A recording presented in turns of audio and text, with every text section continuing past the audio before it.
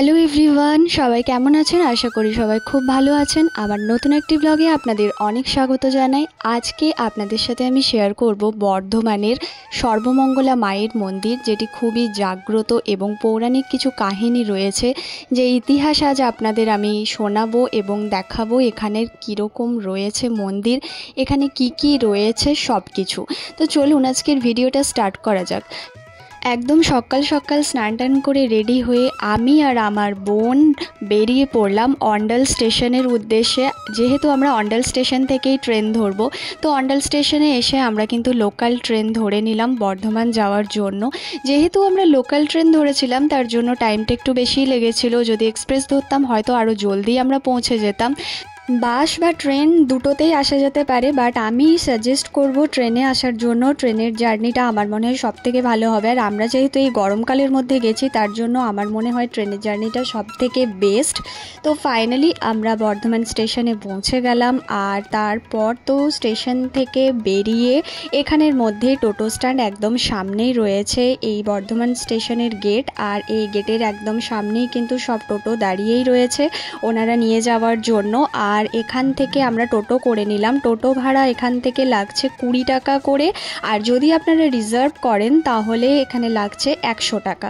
তো আমরা চলে এলাম। আর এখানে এসেই একদম মন্দিরের সামনেই কিন্তু এরকম দোকান রয়েছে, আপনারা এখান থেকে প্রসাদ কিনে নিতে পারেন। আমিও এখান থেকে কিন্তু প্রসাদ কিনে নিলাম। আর এই ডালিটার দাম নিয়েছে 50 টাকা। 50 টাকার মধ্যে এই ডালিটা আমাকে সুন্দর করে ওনারা সাজিয়ে দিয়েছেন। আর এই হলো মন্দিরের সামনের গেট। এটা হলো পুরনো গেট, অনেক পুরনো আগেকার যে গেট, সেই গেট হচ্ছে এই গেট। আর এই গেট দিয়েই কিন্তু আমি প্রবেশ করেছি। আরেকটিও গেট রয়েছে যেটা নতুন করা হয়েছে, তো ওই গেট দিয়েও কিন্তু আপনারা যেতে পারেন। চলুন আপনাদের সেই গেটটিও দেখাই। ওই গেট দিয়ে গিয়ে প্রথমেই কিন্তু আপনারা দুটো মন্দির পাবেন। আর এটা হচ্ছে পুরনো গেট যেটা দিয়ে আমি প্রবেশ করেছিলাম। এই হলো নতুন গেট। নতুন গেট দিয়ে ঢুকে সামনেই কিন্তু রয়েছে এরকম সুন্দর দুটো মন্দির। এই দুই মন্দির রাজা কীর্তিচাঁদ রায়ের পুত্র রাজা চিত্রসেনা রায়ের দুই রানী 1740 থেকে 44 খ্রিস্টাব্দের মধ্যে প্রতিষ্ঠা করেছিলেন। এই দুই মন্দিরের গায়ে টেরাকোটার সুন্দর কাজ রয়েছে, যা চোখ ধাঁধানো। আর এই মাঝে রয়েছে মিত্তেশ্বর শিব মন্দির, যেটি পঞ্চরত্ন শৈলীতে নির্মিত। এই হলো রামেশ্বর মন্দির। আর রামেশ্বর মন্দিরের ঠিকই পাশেই দেখুন রয়েছে এই মিত্তেশ্বর শিব মন্দিরটি। দেখুন কত সুন্দরভাবে টেরাকোটার কাজ করা রয়েছে এবং পঞ্চরত্ন শৈলীতে নির্মিত রয়েছে। তার পাশেই রয়েছে মূল মন্দির, যেটি সর্বমঙ্গলা নামে পরিচিত। চলুন সেই মন্দির আপনাদের দেখাই।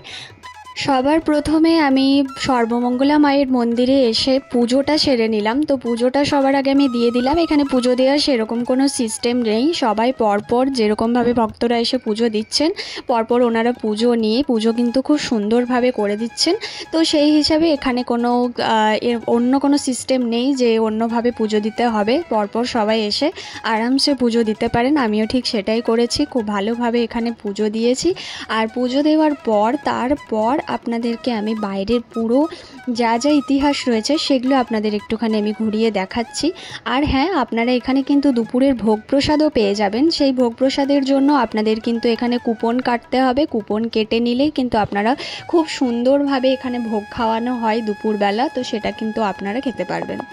দেখুন সর্বমঙ্গলা মন্দিরের এই মন্দিরটির কিন্তু তিন পাশে তিন দিকেই কিন্তু দরজা রয়েছে, সেটাও আপনাদের আমি দেখাচ্ছি। একদম সামনে থেকে ঠাকুরের দর্শন পেয়েছি। এরপর আপনাদের আমি যে কাহিনী বলবো, এই কাহিনী হলো, কথিত আছে প্রায় 350 বছর আগে বর্ধমান শহরের উত্তরাংশে সর্বমঙ্গলা পাড়ায় বাগদিরা পুকুরে মাছ ধরতে গিয়ে একটি শিলা মূর্তি পেয়েছিল। সেটিকে প্রস্তরখণ্ডভাবে তার উপর শামুক থেতো করত। সেই সময়ে দামোদর নদ লাগোয়া চুন তৈরির জন্য কারখানার জন্য শামুকের খোলা নেওয়ার সময় সেই শিলামূর্তিটি চলে যায় চুনভাটায়। তখন সেই শিলামূর্তিটি ঘোরানো হলেও কোনো ক্ষতি হয়নি, একইভাবে থেকে গেছে।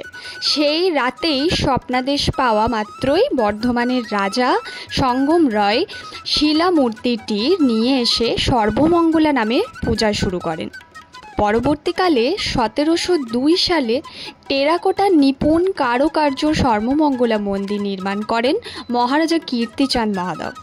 ক্রমে মূল মন্দিরের পাশাপাশি গড়ে ওঠে নাট মন্দির ও শ্বেতপাথরের তৈরি রামেশ্বর ও বানেশ্বর নামে দুটি শিব মন্দির।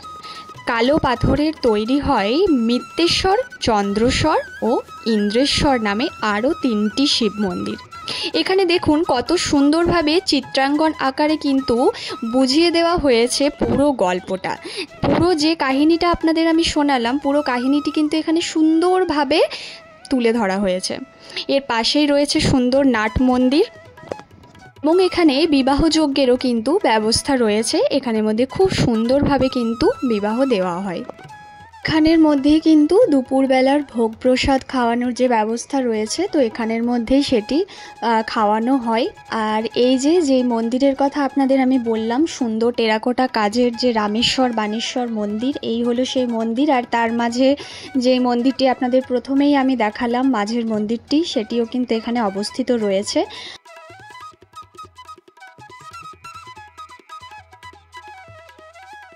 এখানে যে বলিকাঠ রয়েছে, এই বলিকাঠে কিন্তু আগে ছাগ, মহিষ এসব বলি দেওয়া হতো, এখন সেটা বন্ধ হয়ে গেছে। আজ থেকে 10-11 বছর আগেকার কথা এটি।